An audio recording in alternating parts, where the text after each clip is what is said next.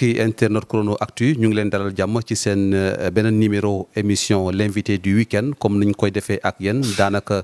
samedi bu jot tey ji nag ñu amee mbégte dalal Bassirou Samb mi nga xamante ne adjoint au maire la ci Grand Yoff waaye itam fale ci ville de Dakar nekk également responsable des jeunes ci taxawu Sénégal sëñ Bassirou Samb asalaamaaleykum. asalaamaaleykum Mamadou Fall. maa ngi lay nuyu di nuyu mbokk internet yi nga xam ne yëpp ñu ngi suivre ci seen chaîne Chrono Actu di nuyu mon frère Abdoulaye Fall et toute l'équipe di ko féliciter ci liggéey bi mais di nuyu askanu Grand Yoff askanu Dakar waaye askanu Sénégal yëpp. wax naa ko ci présentation bi yow yaay responsable jeunesse taxawu Sénégal gis nañu fu mu toll nii daanaka leader yëpp rawat na ci ñu far ci opposition bi ñu ngi ñii di amal nemmeeku tour ñeneen di amal ay tournée un peu partout ci réew mi ba ci bitim réew yéen fan ngeen ci toll ci waajtaay présidentiel bi. waaw xam nga nag taxaw dafa nekk un mouvement boo xam ni bokkul ak ñeneen ñi ni ñuy doxe donte nangul naa leen ko ñun nous avons toujours fonctionné ainsi mooy lépp lu ñuy def c'est organisation méthode lay doon moment bii may wax ak yow le président Khalifa mi ngi rencontré tous nos camarades de la diaspora yi nga xam ne ñoo nekk France et man je viens de sortir tout de suite d'une réunion avec l'ensemble des responsables nationaux de notre mouvement Taxawu Sénégal pour dire que les choses sont en train de bouger au sein de Taxawu mais selon notre chronologie selon notre méthode de faire bi nga xam ne ça nous a toujours valu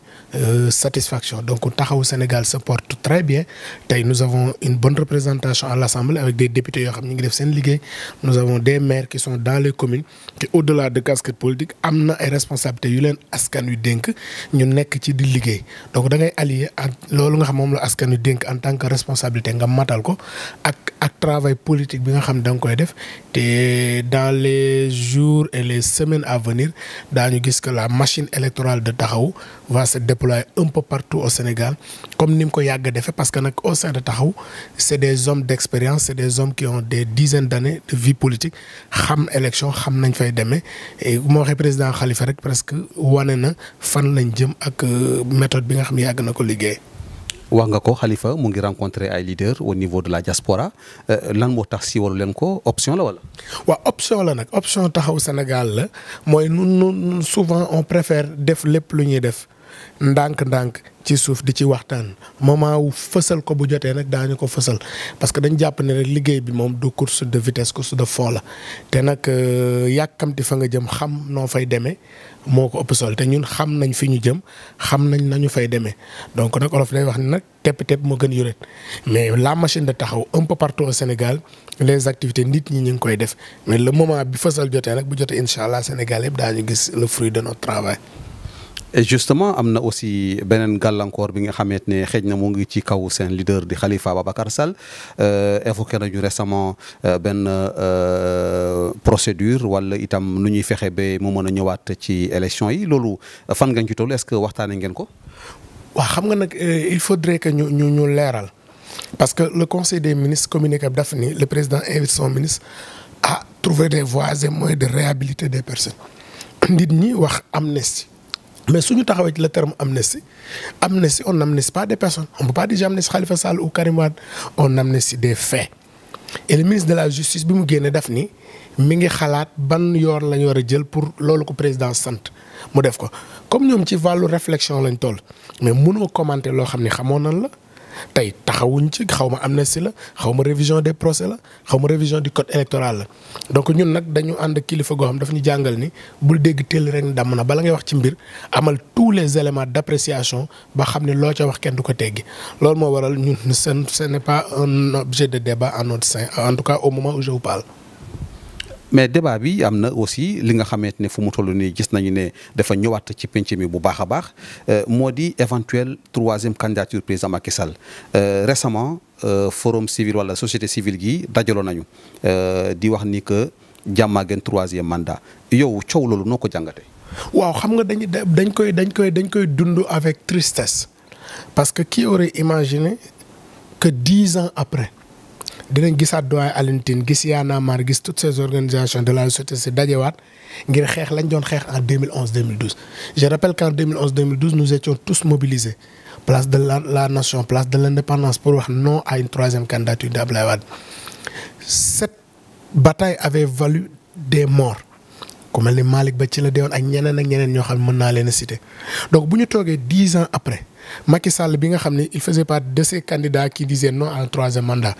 di ñu duggal ci gouffre gu mel ni dañuy am naqar donc ce débat comme ni ma koy waxee barki démb c'est pas un débat juridique c'est un débat politique et deuxièmement la loi elle est très claire gis nga caaxaan yi nañ ko bàyyi nul ne peut faire plus de 2 mandats consécutifs maanaam kenn mënta def ñaari mandat yu tegloo et ñoom dégg naa fan yi sax seen jargon juridique ñu ñuy wax ay 2e quinquennat mais attention la loi ne parle pas de ñoom ni ñu koy waxee noonu waxul non kii bi la loi parle nul ne peut faire plus de 2 mandats donc waxul durée bi nombre bi la wax xam nga ñoom ñu parle de 2e quinquennat di ñu dugal ci détail mais cette loi parle du nombre de mandats nul Macky ne peut faire plus de 2 mandats consécutifs maanaam kenn mënta def ñaari mandats yu tegloo waxul 7 ans waxul 5 ans donc nañu bàyyi seen caaxaan yi gis nga dans cette bataille contre la 3e candidature parce que man je parle bien de 3e candidat de Macky lépp lu ci am il sera tenu pour seul et unique responsable la mu waxoon ba muy nekk candidat wax ko ba mu nekkee président bind ko ñu gis ko na respecté loolu ils n'ont qu'à trouver seen candidat bu leen neex mu jaamarloo ak opposition bi tànn Sénégalais yi arbitré ku ñu tànn ñu xam ne yow la Sénégalais tànn mais Macky moom mënta bokk te warul bokk. et pourtant moom le président Macky Sall jusqu'à présent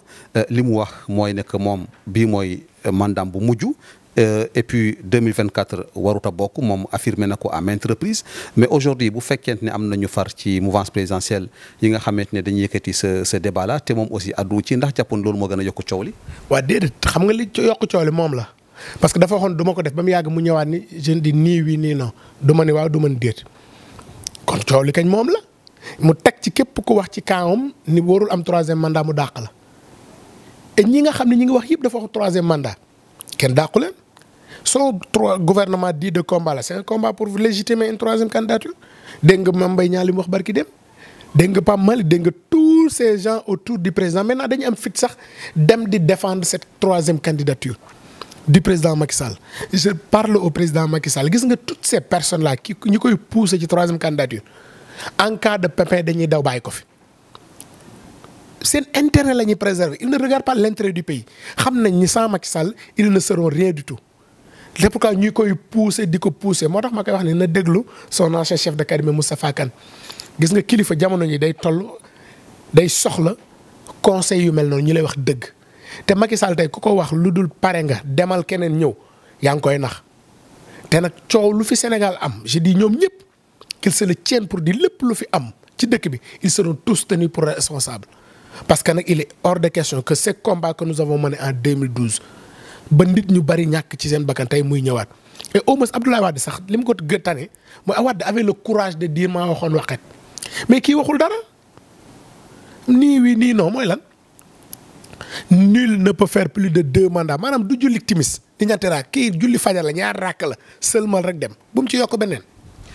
fan yi isam dégg nañu benn kilifa directeur général la sax mi wax ni bu fekkente ne. première 3e candidature président Macky Sall wax nañu ne dafay indi fitna kon nañu jàpp ne fitna dina am ci réew mi noo jàngate kaddu yooyu. waaw mooy les jusqu'au-boutistes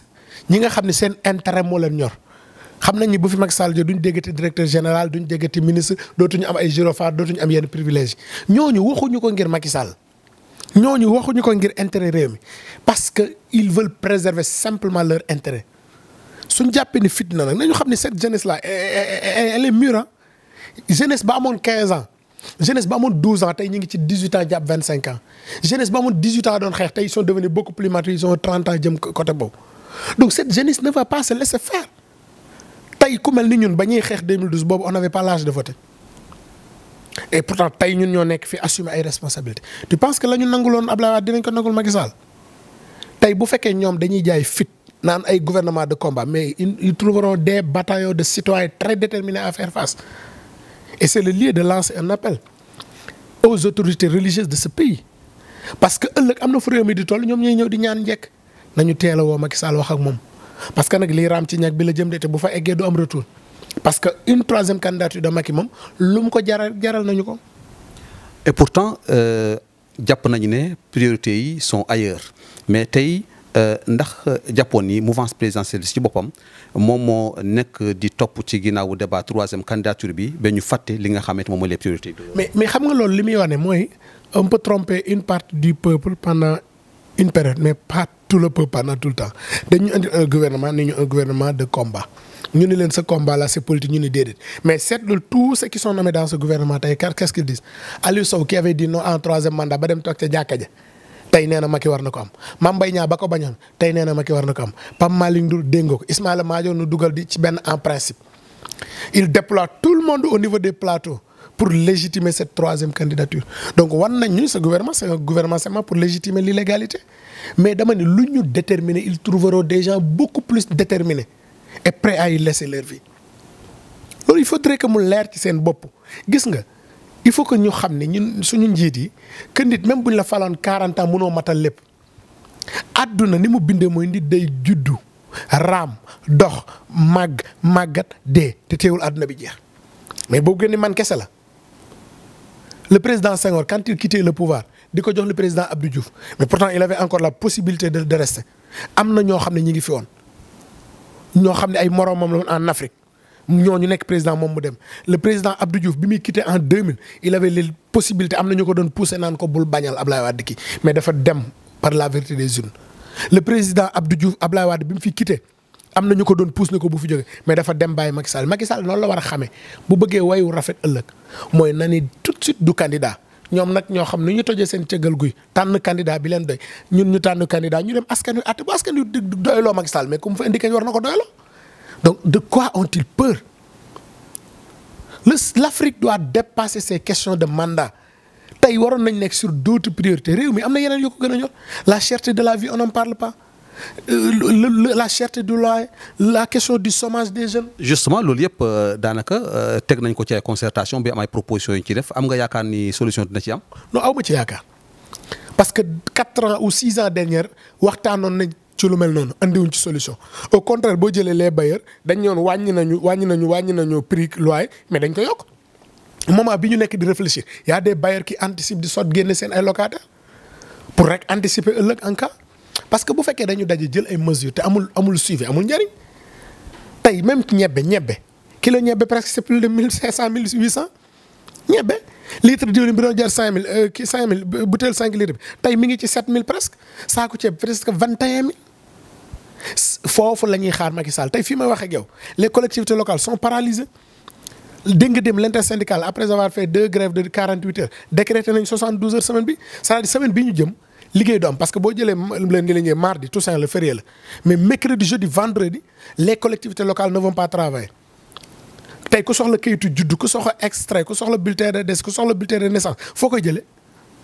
nga dem mais cette même grève prolongée au niveau des structures sanitaires mais te ba fii ñu toll c'est comme si le ministre faalewu leen dégluwu leen foofu la ñuy xaar le président Macky Sall au lieu di sonal sénégalais ci question troisième candidat boo xam ne du fi jàlle parce que la Abdoulaye Wade mënul woon la Abdoulaye Wade réussir woon ce n'est pas Macky Sall et son gouvernement ñoo koy réussir. ñu dugg ci assemblée nationale récemment am na benn information bu génn nee nañu proposition la bi nga xamante ne mouvance présidentielle moo ko def pour que député yi simple député yi ñu bañ leen jox ay woto mais ñu jox leen ay indemnité de transport de 700 000 francs CFA c'est juste pour rationaliser un peu les dépenses loolu noo ko jàngate. waaw man bi ma déggee mesure bi la première question bi ma posé est-ce que cette mesure c'est pour rationaliser des dépenses ou c'est une mesure qui est imposée par la nouvelle configuration de l'Assemblée te li ma gëm man mooy c'est la nouvelle configuration de l'Assemblée qui impose à Macky Sall cette décision et ce n'est pas du tout élégant tey bu ñu bëggee rationaliser les dépenses c'est au conseil des collectivités locales bi mu fal avec 150 membres inutile mënoon na ko supprimer su ñu bëggee rationaliser les dépenses le conseil économique social mi ngi fi inutile mën na ko supprimer tey yokk na budget au conseil des collectivités territoriales pour lan tey na supprimer au conseil des collectivités territoriales na supprimer conseil économique social environnemental le conseil national du dialogue des territoires le haut conseil du dialogue social toutes ces structures ban njariñ la ñu amal mais c'est des structures qui nous coûtent des milliards au peuple sénégalais tey c'est parce que aujourd'hui il n'a plus une majorité confortable à l'Assemblée nationale moi je pense que il faudrait être beaucoup plus élégant tey su doon c'est des mesures générales dindi na fi au conseil bi dindi na conseil économique social tey ñëw ci député doon naa gëm ni c'est une mesure boo xam ne c'est pour rationaliser les dépenses mais man li ma gëm mooy du loolu et deuxièmement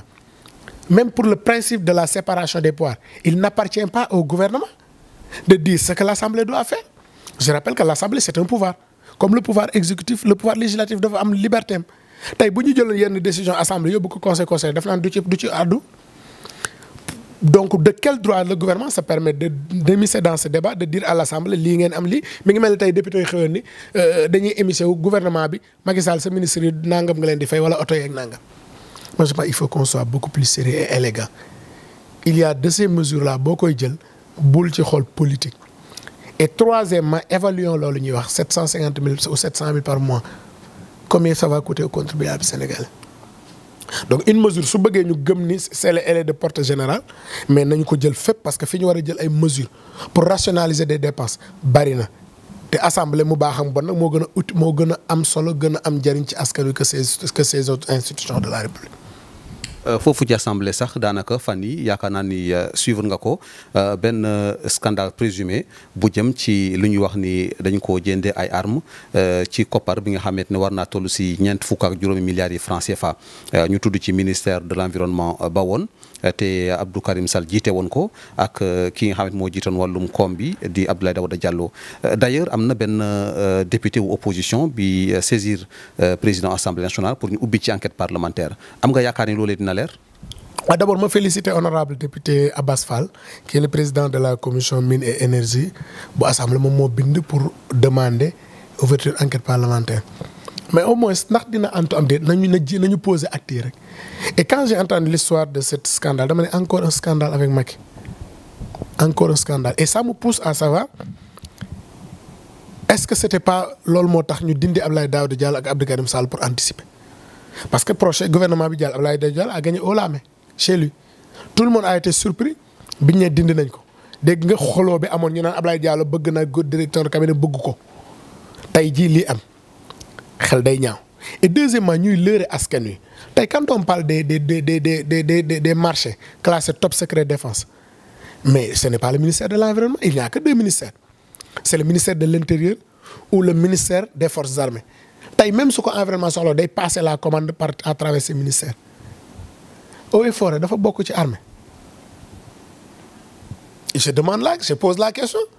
Est-ce que c'est armée bi la? Donc il ne faudrait pas ñu nax sénégalais yi. Gis nga xaalis boobu liñ ci wax nañu ko leeral 45 milliards. 45 milliards. Te kañu tudd ni moom moo jaay bagage moom moo leen jaay bagage yi dégg na il paraît que c'est une personne qui n'a pas une bonne réputation. Donc ne serait-ce que pour ça, l'Assemblée doit ouvrir une enquête parlementaire, mais de manière impartiale. Ne serait-ce que pour ça, Macky Sall doit encourager cette initiative pour ñu leeral affaire boobu fan la mujjee. Parce que Abdou Karim déggoon nañ ko histoire de ay kéwal yi tey ñu déggaat ko ci lii. Donc Abdoulaye Daouda Diallo tout comme Abdou Karim Sall tey dañu waroon a démissionner de leur responsabilité. Kii ma nga maire de Mbao kii mi ngi directeur de cabinet président de la République ba ñu leeral dossier bi. Et j'invite l'Assemblée nationale la fa pouvoir bi amako su néew. Il ne faudrait pas qu'il tente de bloquer ça. Je pense qu'il y va de l'intérêt de tout le monde pour que ce dossier soit élucidé. Si on peut élucider, si on fait ñom ñoo am deug mais ñu top yoon ñi nga xamni ñoko wax. Bu fekkee ñom tamit ñoo ñu togn mais yoon def liggéeyam. C'est très simple comme bonjour. Mais avec Macky Sall puisque Mamour Diallo est revenu aux affaires, rien ne peut nous surprendre. ñu ñëw ci Yewwi Askan Wi débat posé wu na foofu également par rapport ak lii di cumul des mandats électifs ba léegi sax am na ñi nga xamante ñoo far ci mouvance présidentielle bi ñu ngi wax ni yéen am na ci ñi nga xamante ne dañoo waxoon lu ni mel mais tenir ñu seen promesse noo jàngatee situation boobu. Waaw, la première précision c'est que ce débat ne s'est pas posé au sein de Yewwi. Au sein de Yewwi, il n'a nullement été écrit ci charte de constitution bi ci projet législatif bi cumul de mandats. Ce qui a été dit à l'époque au sein de Yewwi, c'est de voir les cumuls de ministres de la République avec maire, directeur national avec maire. Parce que ça, c'est des responsabilités qui demandent la présence de l'ayant droit tous les jours ci bureau. Mais député maire, ça n'a jamais été l'objet d'un débat. Et c'est que nous avons une partie ci biir Yewwi, est-ce que vous avez Pastef vous posez un débat bon. Comme c'est un parti autonome, dañuy bàyyi ñoom à leur interne selon leur instrument. Je pense que dégg nga liñ ci wax te on fait confiance ñoom dinañ ci waxtaan de manière très responsable. ñu dem ci mairie de ville de Dakar adjoint la nga foofu ci mairie bi en tant que jeune également daanaka ñu gis ni que c'est vrai que lu mel ni ça n'arrive pas tous les moments d'abord sa première expérience lan nga ñu mën a expliquer un peu ci doxalin wi foofu ci ville de Dakar. waaw ville de Dakar nag xam nga donte def naa déjà 7 ans ci collectivité territoriale à la mairie de Grand nekkoon agent à la commune de ville de Dakar mais aujourd'hui c'est beneen expérience bu bees la parce que tu es dans un conseil municipal ou tu es d'abord dans un bureau municipal où tu es le plus jeune dans un conseil municipal où tu es fait par des 2 plus jeunes donc da nga nekk dans un monde boo xam ni bu bees la mais yàlla dimbali ñu am fa ay kilifa yu yàlla jox xam-xam ñooy côtoyer di jàng ci ñoom di xam di échanger ci ñoom mais da ngay comprendre ni ville de Dakar c'est un État dans l'État pas au sens de l'opposé à l'État du Sénégal mais en termes de responsabilité en termes d'attente mais aussi en termes d'objectifs yoo xam ne daf ko war a atteindre donc ñu gis ni en tout cas heureusement que nous avons un maire jeune qui a compris les gens de Barthélémy avec une équipe municipale assez compétente qui l'accompagne dans le travail donc chaque jour on apprend mais li ñu amal solo rek mooy fexe ba responsabilité yi ñu askanu dénk le maire wëlbatiku dénkaan ñu tout ce qui est question de jeunesse au sein de l'hôtel de ville ñu matale ko parce que damay faral di wax ni ñun ndaw ñi kenn ku ci am responsabilité jàppal ni tu peux ouvrir la porte aux autres comme tu peux fermer selon ton comportement boo ko réussir tu ouvres la porte aux autres jeunes mais soo fa defee safaan ba rek yaa ngi tëjal porte ñu ci des donc ville de Dakar damay jàpp rek moom chaque jour que jëfee dañuy jàng mais nous avons une administration bu performante qui transcende les positions partisanes nous avons un cabinet du maire avec des expertises variées mais un conseil municipal assez bien fourni parce que un conseil municipal où tu trouves quelqu'un comme l'ancien président du groupe parlementaire Doudou Wade où tu trouves ku mel ni Mamadou Lamine Diallo où tu trouves ku mel ni le maire Cheikh Gueye ku mel ni Ndiouga Sarr pour ne citer que ces personnes-là c'est un conseil municipal boo xam ne tey am na compétence yi bari na xam-xam boo xam ne ña nga fa et boo jegee déglu ñëpp rek da nga ciy gën a jàng pour mën a gën a servir sa askan. le maire de la ville Barthélémy Diaz fan yi gëj nañ ko dégg tuuti ci la ne. waaw dafa nekk ci liggéeyu Dakar rek xam nga le maire de la ville de Dakar nag dafay am un calendrier international trop surchargé parce que Dakar c'est une ville ouverte au monde et dans le programme Dakar bi ñu bokk daf ci bokkoon repositionner Dakar dans la diplomatie mondiale parce que du temps de Khalifa Dakar était très bien représenté dans toutes les instances internationales Khalifa était secrétaire général de l'AMF vice-président de CGLU Monde secrétaire bokkoon Métropolis nekkoon secrétaire général président CGLU Afrique donc Dakar dafa demoon benn moment boo xam ne dafa commencé woon perdre place yooyu donc le maire bi mu ñëwee bokk na ci objectif bi mooy replacer Dakar dans la diplomatie mondiale loolu moo waral tey gis nga ni barki démb fal nañ ko vice-président du fonds mondial des villes muy fonds bu important gis nga ko rencontre bi mu def Métropolis Dakar s'apprête à accueillir en 2023 le forum mondial de l'économie sociale et solidaire qui sera presque une première en Afrique mais mu nekk un rendez-vous boo xam dina de plus de 4000 personnes venant un peu partout dans le monde donc tey jii ci liggéey boobu la nekk je pense que di ngeen ko dégg ci fan yu néew parce que on s'apprête à une série d'activités notamment la cérémonie de l'excellence le 2 mais jàppale ni le maire qu'il soit là ou qu'il est en dehors du pays ci lii liggéeyal Dakar waaye la ni parce que Dakar n'oublions pas que c'était la capitale de l'AOF l'Afrique occidentale francophone te rôle boobu nag le maire de Dakar dafa am une place dans le monde et surtout dans les organismes en question des collectivités territoriales. ñu ñëw ci Grand Yoff ci orientation budgétaire 2023 bi ñu gis ni que ngeen indi ci innovation di maanaam ngeen di dem di jox kaddu population yi initiative bi lan moo ko waral. waaw li ko waral mooy xam nga nit moom l'expérience dafay jariñ mooy jiite nañu dëkk bi pendant juróom-ñaari at ci campagne bi ñu demoon wër Grand Yoff dégg nga ñu demoon initiative bu ñu tuddee woon jokkoo ak askan wi. doon wax askan wi lii ngeen ñu dénkoon mu bari woon aussi manipulation pendant cette campagne mais askan wi bokk na ci recommandation bi ñu defoon mooy bëgg nañu régulièrement di am contact ak yéen dans des cadres organisés ngeen ñuy wax fu ngeen toll ñu leen di wax li ñu bëgg donc loolu benn la ci. deuxièmement aussi dama jàpp àdduna bi fi mu ne dafa toll foo xam ni dénk nga ma rek demal toog ma defal la dafa weesu léegi dama lay dénk ba pare ànd ak yow. te ki la dénk nag moom nga bëgg a def laaj ko xalaatam defe naa du def lu dul dafay gën a ñoŋal liggéey bi loolu moo waral ñu ni bu ñuy élaborer budget donte am nañ légitimité politique légitimité électorale bi mënoon nañu tëju parce que conseil municipal chaque quartier am nga représentant mais dañ ñu déedéet maire def ni nañu ànd ak la commission participation citoyenne dem ci gox bu ne wax askan wi ñun kat budget 2023 nii lañ ko bëggee lan ngeen ci xalaat askan wi joxe seen xalaat te alhamdulilah nous avons vu une population assez déterminée mais qui est très satisfaite de l'initiative mais qui continue toujours di joxe xalaatam di ñu wax nan la bëggee ñu élaborer ko budget donc loolu mooy gouvernance bi léegi te aujourd'hui même dans les bailleurs yu bari dañ koy exiger ça fait partie des critères de performance mooy ban niveau d'implication la ci sa population am moo waral gis nga def nañ ko première zone bi FMS Fass Missirah Santhiaba Djiddah on était à Xaar Yàlla récemment tey ñi ngi dajalee Arafat Cité Millionnaire ak Lansar daañu ko continuer tous les quartiers bu quartier jeexee am na lu ñuy wax ay forage spécial yoo xam ne on va regrouper quelques secteurs yu nekk Grand Yoff waxtaan ak ñoom lépp rek bëgg nañu bu ñu présenter le budget mu nekk un budget le plus participatif possible. bu ñu waxee Grand Yoff également bokk na ci li nga xamante ne dafa sonal population yi moo di eaux usées yi ndox yu bon yi nga xamante ne mooy balle fépp loolu lan moo ci taxawaayu mairie Grand Yoff. waaw loolu nag moom defe naa ni mooy problème boo seetloo sax yow yaa ngi suivre foraay bu à part l'insécurité bokk na ci débat bi nga xam ne day ñëw donc moo tax en tout cas ñu ngi ñaan le nouveau directeur de l'ONAS bi ñëw mu bàyyi ñu xel. parce que suñu mbedd yi tey mu taw day tooy mu ñàkk a taw day tooy te eaux usées nag dëkk ak moom neexul parce que am na ci mbedd yoo xam ne xam nga ne suñu dëkk bi dafa tàng dëkkin waaye dëkk ni dafa xat xale yi dañuy génn ci mbedd mi dañuy foo ci mbedd mi donc di dëkk ak eaux usées am na yeneen feebar yoo xam ne war na ko mën a indil donc ñoo ngi ñaan le ministre en charge de l'assainissement le nouveau directeur de l'ONAS ñu jàppale ñu parce que l'assainissement c'est pas une compétence transférée état moo koy gérer à travers l'office national de l'assainissement et on montre toute notre disponibilité à collaborer avec les autorités pour que question boobu ñu mën ko fi dindi parce que nag sonal na askanu Grand Yoff tey boo jëlee tali monument marché Arafat bi mais tali bi yàqu na Cité Millionnaire léegi sax la mais toog nañ ay weer yoo xam ne kenn julleetul woon ci tali boobu noonu tey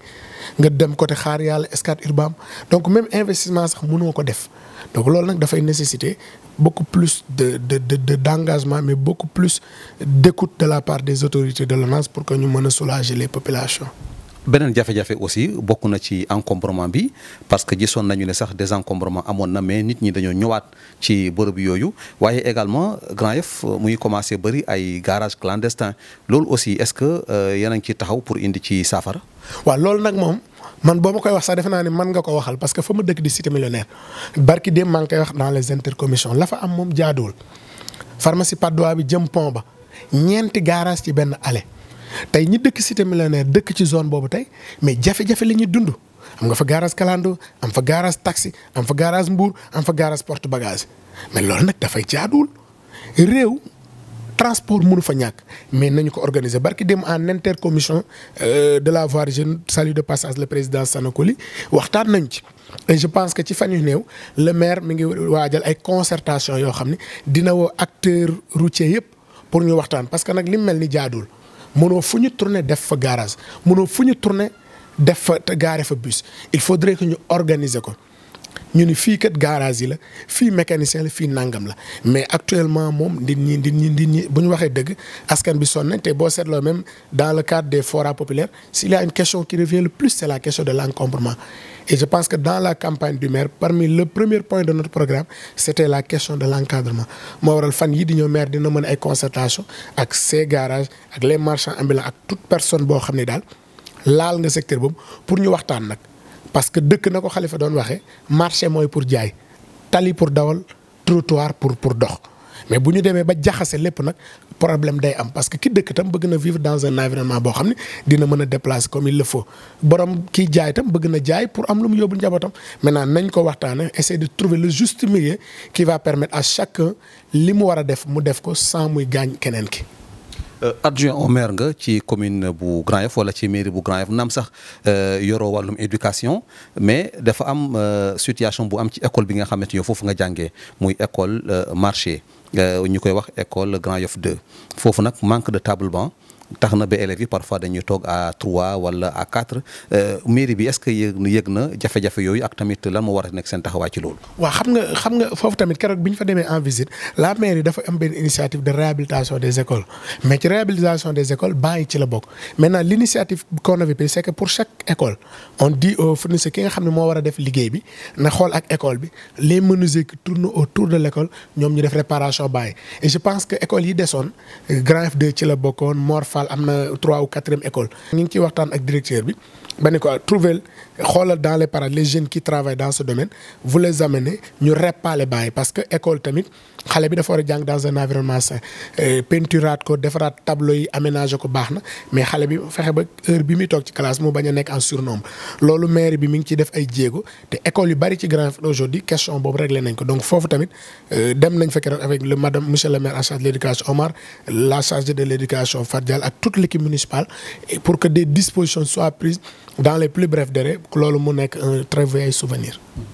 Bassirou Samb amoon nañu mbégte ànd ak yow niki tey jile ci suñu émission l'invité du week-end ñu bàyyi rek nga daal di tàggatoo. waaw xanaa Modou Fall di la gërëm bu baax a baax ci liggéey ci disponibilité ci professionnalisme bi mais surtout ci yëg-yëg bi mais di nuyu askanu Grand Yoff di leen wax rek ni yéen ñi nga xam ne amu leen opportunité ñëw ci foraay am ngeen possibilité bind yónnee mairie pour seen contribution par rapport ak fi ñu jëm di leen wax ni mairie bi seen mairie la di profiter di annoncer aussi le forail spécial jeunesse sport bi nga xam ne incha allah le 7 bépp ndaw bu dëkk Grand Yoff bépp acteur sportif bés boobu ci la ñu war a waxtaane jël seen ay préoccupations par rapport ak budget bi ñu jëm parce que monsieur le maire Madiop Diop daf ñu sant ni képp ku ne domaine ba nga féete fexeel ba acteurs yi ñuy dégloo loolu et loolu moo war a incha allah ci début décembre bi ñu ngi waajal inaugurer skatepark bi mu war a nekk un moment très fort parce que skatepark bi may rappeler nit ñi ni ça va placer Grand Yoff au centre du monde parce que dina abriter des activités ci Jeux olympiques yi nga ñu jëm mooy les Jeux olympiques de la jeunesse di leen wax daal la mairie de Grand Yoff est là pour vous n'hésitez pas à venir vos suggestions lépp lu ngeen am comme xalaat rek di ngeen fa fekk ay nit ñoo xam ni pare nañu pour jël ko pour intégrer ko ci liggéey bi.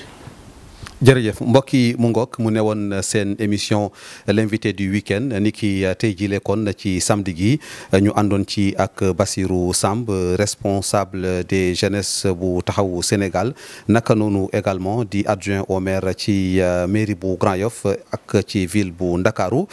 ñu amoon mbégte vraiment àndoon ak moom dig daje mbokk yi incha allah samedi bu ñuy dëgmal lay doon beneen numéro ak beneen invité jàmm ak jàmm.